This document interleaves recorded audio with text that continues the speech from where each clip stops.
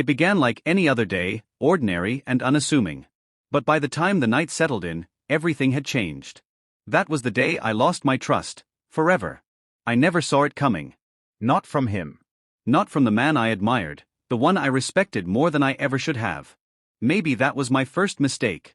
Maybe I had been too blind, too willing to ignore the signs that had been right in front of me. Or maybe I had simply refused to see them. It all started when I landed the job I had worked so hard for. A position that meant everything to me, a chance to prove myself. I was ambitious, driven, eager to make my mark. And he, my boss, was exactly what I believed a leader should be. He was confident, charismatic, respected. He had a presence that commanded attention, a way of making people feel seen, as if they truly mattered. And from the very beginning, he made me feel special. At first, it was subtle. A little more attention than he gave to others. Words of encouragement that felt like more than just professional praise. You've got something. Something different. You're going to go far. I can see it. I took his words as motivation. Who wouldn't? When someone you admire tells you you're special, you start to believe it. Then, things shifted. The way his eyes lingered just a moment longer than they should have. The way his hand brushed against mine when he passed me a report. The way he always seemed to find a reason to keep me back after everyone else had left. I told myself I was overthinking it. After all, he was married. A man with a wife, a family. A man who wouldn't. And then came the first moment that made me hesitate. A text. 11 p.m. You looked beautiful today. My stomach twisted. It wasn't about work. It wasn't professional. It wasn't something my boss should have sent. I stared at my screen, frozen. Should I reply? Should I pretend I hadn't seen it? Should I tell someone? The next day, he acted as if nothing had happened. He smiled the same way he always did, but something was different now. His smile didn't feel friendly anymore. It felt something else. Something that made my breath catch in my throat. Then came the moment that changed everything. It was late. I was the last one in the office, finishing up a report. The hum of the fluorescent lights was the only sound filling the empty space. Just as I was packing up, his voice broke the silence. It's late. Let me give you a ride home. I hesitated. I had my own way home. But he insisted. It's no trouble.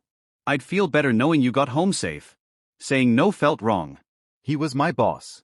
So, I nodded. And I got into his car. I had no idea that single decision would change everything. The moment I shut the door, the air inside felt different. It wasn't the car itself, sleek leather seats, a faint scent of expensive cologne, the soft purr of the engine. It was him. At first, I told myself I was imagining it. That the silence between us was just comfortable, not heavy. But I wasn't stupid. I felt his gaze before I even turned my head. Not a casual glance. Something deeper. Something that made my throat dry and my hands pressed together in my lap. My phone vibrated inside my bag. A message. I reached for it, but before I could check, his voice cut through the quiet. You always look so serious. His tone was smooth, teasing. His hand reached for the air conditioning dial, but in the dim light, I saw his fingers flex, like he was suppressing an urge. I forced a small chuckle, trying to keep things normal. Just tired, I replied. It wasn't a lie. But exhaustion wasn't the reason my pulse was racing. You work too hard. You need to relax more. I nodded, not trusting myself to say anything else. I should have kept my eyes on the road. I should have counted the minutes until I was home. But then, he took a turn. Not the way to my house. My stomach dropped. I just need to stop somewhere real quick, he said, casually. I swallowed hard. Told myself not to overreact. But every instinct in my body screamed that something wasn't right. Where are we going? My voice came out smaller than I wanted it to. Relax, he said again, throwing me a quick smile. Trust me. That word. Trust. It rang in my head like a cruel joke. The city lights faded behind us. The streets grew darker. No shops. No people. Just a long, empty road stretching ahead. I really should get home, I said, firmer this time. He exhaled, fingers tapping against the steering wheel. You don't trust me? His voice was softer now, but there was something beneath it. Something that made my stomach twist. I forced a laugh. It's not that, I just... The car slowed to a stop. I looked around. No streetlights. No buildings. Just an empty parking lot, swallowed in shadows. He shifted in his seat, turning toward me. And that's when I felt it. The air between us. The change in his posture. The way his hand draped over the gear shift, just inches from my leg. Then, his fingers brushed against my knee. "You're always so tense," he murmured, his eyes searching mine. "You don't have to be nervous around me." Nervous. My breath hitched. My hands curled into fists. I really should get home. I reached for the door handle. Locked. The sound sent a chill down my spine. His eyes flicked to my hand, then back to my face. A slow smirk tugged at his lips. "Why are you in such a rush?" Something in me snapped. I didn't care if he was my boss. Didn't care if I was overreacting or being rude. Unlock the door. He didn't move. "Come on," he said, leaning in slightly. "We're just talking. I just want to know you better. You and I, we have something, don't we?" My heart pounded so hard I could hear it in my ears. "No, we don't." My voice shook. His expression didn't change. If anything, he looked amused. "That's not what your eyes are saying." My throat closed up. His hand moved higher. "Relax." My entire body went cold. "Move your hand."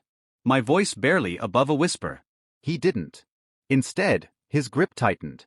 "I can't stop thinking about you," he whispered. And then, headlights. A car. Someone else was here. His grip loosened, just slightly. And in that second, I yanked my arm free, lunged for the lock, shoved the door open. I stumbled out, breathless, my heart hammering, my legs weak. But I didn't look back. Didn't wait. I ran.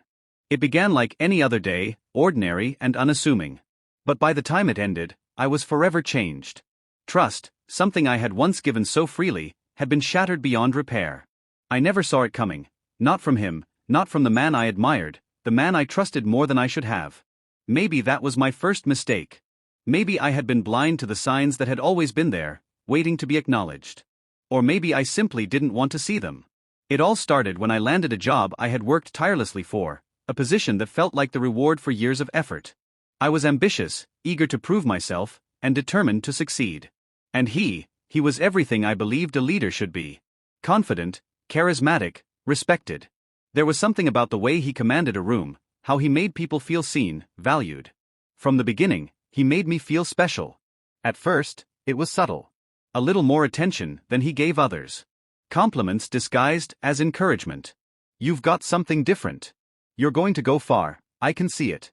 I held on to those words, letting them fuel my drive. Who wouldn't?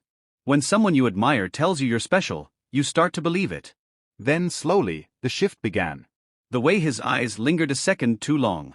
The way his hand brushed against mine when he handed me a report. The way he always found an excuse to keep me back after everyone else had left. But I ignored it. Brushed it aside. Convinced myself I was overthinking. After all, he was married. A man with a family. A man who wouldn't. Then came the first real crack in my certainty. A text. 11 p.m. "You looked beautiful today." My stomach twisted. This wasn't work-related. It wasn't professional. It wasn't something a boss should send. I stared at my screen, my heart hammering. Should I respond? Ignore it? Tell someone? The next day, he acted as though nothing had happened. Smiled like he always did. But now, that smile felt different, like something lay beneath it, something that made my breath catch in my throat. And then came the moment that changed everything. The office had emptied, the quiet hum of fluorescent lights buzzing overhead as I finished up my work. Just as I was packing up, his voice broke the silence. "It's late.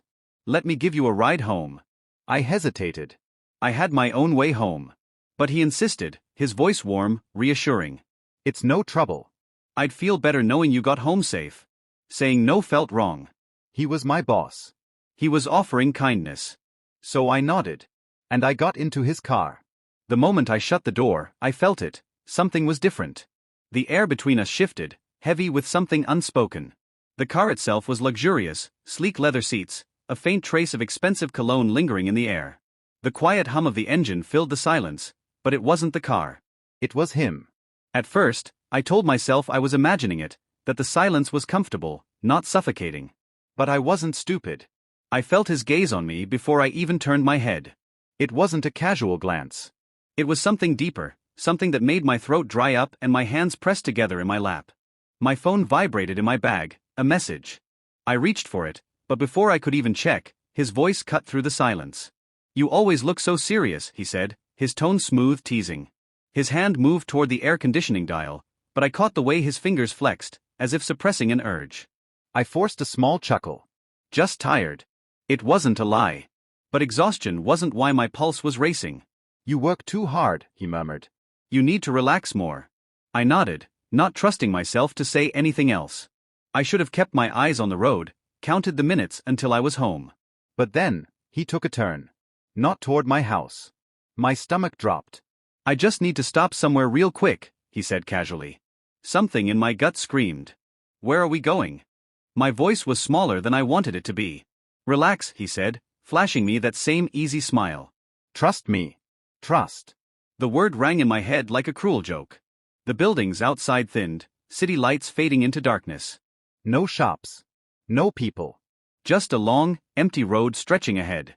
I really should get home, I said, my voice firmer now. He exhaled, fingers tapping against the steering wheel. You don't trust me? His voice was softer, but beneath it, something coiled tight, something that made my skin crawl. The car slowed.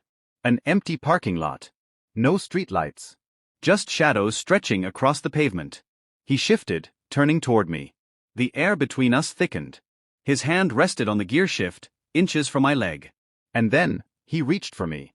You're always so tense, he murmured, his fingers brushing against my skin. Panic surged up my throat, choking me. Move your hand, I whispered. He didn't. Instead, his fingers inched higher. Come on, he coaxed, as if this was normal. As if I was overreacting. My breath hitched. My hands curled into fists. I can't stop thinking about you, he whispered. Cold. My entire body went cold. I had to get out. I forced out. His grip tightened for a fraction of a second before he sighed, pulling back. You're making this so difficult. I reached for the lock. His hand shot out, grabbing my wrist. Then. Headlights. A car. Someone else. The grip loosened. I yanked my arm free, lunged for the door, shoved it open. Stumbled onto the pavement, my breath ragged, my legs weak beneath me. I didn't look back. Didn't stop running. He called after me, but I didn't listen. I didn't stop until I was safe. But I wasn't safe. Because I knew deep down, this wasn't over. The next morning, I walked into the office. My body screamed at me to turn around, to run, to disappear. But I wouldn't. I couldn't. And then, I saw him. Standing by the coffee machine. Laughing. Like nothing had happened. Then, he looked up. Our eyes met. And he smiled. Not an apology. Not regret. A challenge. That was when I knew, he had done this before. And if I stayed silent, he would do it again. I turned on my heel. Walked straight to HR. My hands trembled. My voice wavered. But I spoke. Every glance. Every touch. Every whispered word that made my skin crawl. And when I was done, when I had finally let it out, I felt something I hadn't felt since that night. Relief. Because this time, he wouldn't win. Not this time. Not ever.